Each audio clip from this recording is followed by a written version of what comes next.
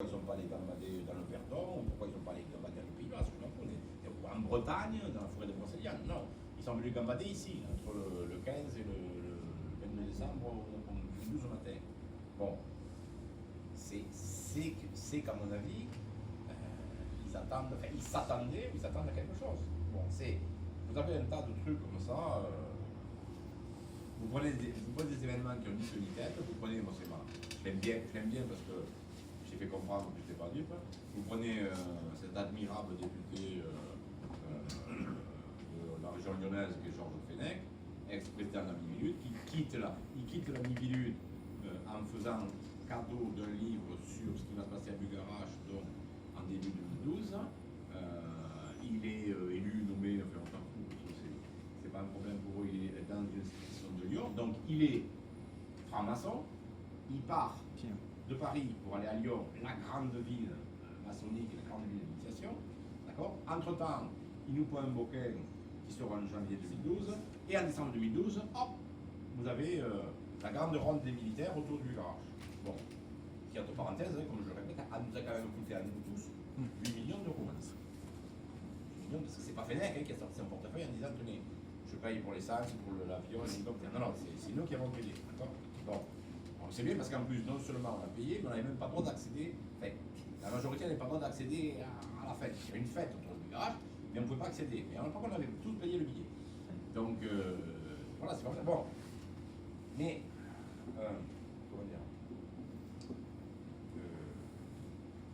ceux qui ont créé l'Homo sapiens sapiens et ceux qui ont mis en place la matrice, c'est-à-dire qui ont mis en place, je veux dire, une sorte d'opacité sur le planète Terre par rapport à des puissances qui sont plus puissantes que eux.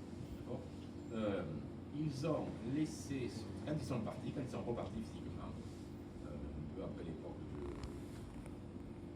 de Moïse, comme ça, quand ils sont repartis, ils ont laissé un certain nombre de gardes-chiots, de garde-fous, de façon à ce que, à leur retour, la propriété soit propre. Le gros problème qui se passe, c'est que les mecs, comme moi, qui étaient censés garder la propriété et avoir un peu balayé la cuisine, la salle à manger et fait des lits, ils ont de plus en plus de mal à tenir la maison. Ils ne tiennent plus le jardin. Donc forcément, ils sont aux abois parce qu'ils savent que leur patron arrive. Normalement, ils doivent présenter une maison propre, avec, devant la porte d'entrée, un gros tas d'or ainsi de bienvenue. Sauf que il y a des gilets jaunes qui sont apparus il n'y a pas longtemps, qui vont certainement rien pas longtemps, que différents corps d'État sont en train de dire que les classes inférieures des grands corps d'État sont en train de se dire qu'on les prend pour des cons, que ça va devoir s'arrêter. D'accord. Donc, vous imaginez, en plus, le mec qui lit le grimoire, là, il dit au copain, attendez, c'est pas fini là, hein, parce qu'on a mis Emmanuel au pouvoir, mais je vous signale là que chez Judas, là, il y a la petite là, elle est pas loin, là, et on voit bien qu'elle se dirige vers l'Élysée, et probablement avec son mari. Donc il faut que vite que vous trouviez quelqu'un. On cherche dans le truc, dans la mer, dit ah, j'ai une blonde, on peut la mettre au pouvoir, on dit Emmanuel, tu dégages. Ça s'est passé exactement pareil comme quand ça s'est passé au Vatican. Au Vatican, quand ils ont commencé à voir que les trucs de Nostradamus, les trucs des prophéties sont. Qu'est-ce qu'ils ont fait? Ils ont dit non. Et dis donc, Benoît XVI, là, va falloir démissionner, camarade, hein, parce que là, ça devient chaud. Donc on te met en vacances à la Castel Gandolfo, tu fais ce que tu veux, d'accord, hein, et on va nommer un mec plus sérieux. Donc on va prendre un jésuite, parce que si on nomme un mec de l'Occupie, ça va faire un peu tâche, donc on va nommer un jésuite. Hein. C'est pareil, c'est la même chose, Percy un peu plus blanc. Hein, voilà, donc l'autre, il arrive, il commence à dire, bon, il arrive, le François dit, oh mon Dieu, mais que font les cardinaux, les évêques? S'il y a de la pédophilie, il y a du machin, je vais faire le ménage. Donc tout le monde dit, ah, un pape jésuite, mais au moins lui, il va faire le ménage dans l'église. Relou, fou, il fait pas le ménage. Il fait ce qu'on appelle la déception en anglais, c'est-à-dire il fait du brouillard là. Effectivement, il joue l'utile agréable, donc en même temps, il élimine quelques brebis. C'est pas des brebis galeuses, c'est des brebis galeuses trop voyantes. Donc il élimine les brebis galeuses trop voyantes, d'accord. Donc il se dit, bon, comme ça, je vais passer pour un pape saint, etc. D'ailleurs, la preuve qu'il fait que de l'esbrouf, c'est que la curie ne l'a pas empoisonné.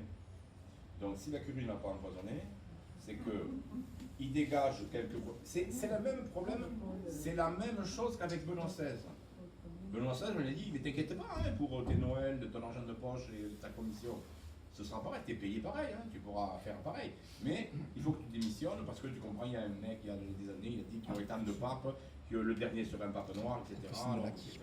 Donc toi tu démissionnes mais tu restes là. On met le François, comme ça, le François là, avec son observatoire astronomique aux États-Unis, ils vont déjà voir quand est-ce que les autres arrivent, donc il va commencer à magouiller un petit peu. Bon, après il y a un mec qui a dit bon. Ce qui pourrait arranger les choses, c'est qu'on file la médaille des disciples à Marie-Madeleine, parce qu'on est quand même vachement misogyne dans l'église, donc du coup, juillet 2016, hop, on décerne une médaille à Marie-Madeleine, et le mec qui a décerné la médaille, il a dit là-haut, vous avez vu, on a mis la médaille, hein, donc pour nous, soyez gentils, d'accord. Bon voilà, maintenant que l'autre, il faisait la loi sur l'archéologie, après il met la loi sur les fake news, et c'est pas pour Cahuzac, les fake news, c'est pour des gens comme nous, d'accord, comme nous. Il n'y a pas que le conférencier illuminé, tout le monde est parti prenante. Là, vous êtes tous en fake news. Donc déjà, ils commenceront par vous attraper au radar demain, parce que plus ça va, plus la vitesse descend, et plus les voitures sont plus simples. Donc déjà, ils vous attraperont au radar. Quand ils vont vous attraper au radar, ils vous attraperont pour fake news aggravée. Voilà. Donc, croyez-moi, c'est plus dangereux fake news aggravé que excès de vitesse. Donc voilà.